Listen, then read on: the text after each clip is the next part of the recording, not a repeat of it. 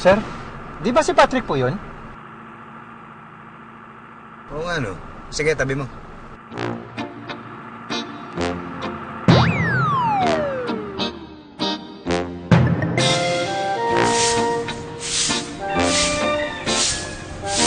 Uy, Oy, Pitch. Nias, pa-sideline ka?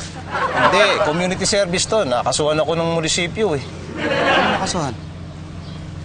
Nahuli ako sa video. Nagtatapon ako ng basura kina Tommy. Kailan? Naalala mo yung galing ako sa inyo nang hiram akong barena? Oo. Ayun, yung may pinatapon sa akin si baby ng basura, doon ko naman tinapon kina Tommy. Ano yun? Hinulog mo lang, basta-basta? Eh, hindi, syempre sinisegregate ko. Yung nabubulok, hiniwalay ko sa hindi nabubulok. Alam lang natin lahat yan, di ba? Siguro. Ano siguro? Basta, sa munisipyo ko na ipapaliwanag. Hey, Robert, ano ginagawa mo dyan? Sweeping, sweeping, sweeping!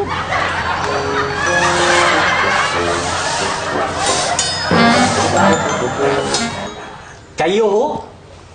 Oo eh. Kayo ho ang dahilan kung bakit nagkahalo-halo yung basura ni Mr. Diones? Hindi ko naman nung sinasadya. May hinanap lang ho ako. Sa pagmamadali ko ho na maibalik yung basura, yun nagkahalo-halo na. Ako talagang dapat managot, hindi ho itong si Patrick. Okay. Ang haba ng pinag-ikutan itong kaso nyo.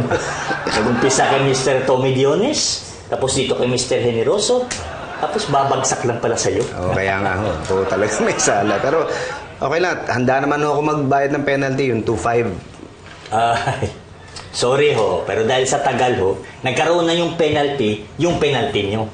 Kaya 5,000 ho yung babayaran nyo. 5,000? Sige. Okay lang ho. Ako naman talaga may kasalanan eh. Mr. Galang, pwede ho bang mag-request? Ano ho yun? Pwede ho bang ituloy ko na yung pagbawalis? Akin na lang ho yung 5,000. Pwede ho. Handa na ba kayong magwalis sa loob ng kulungan?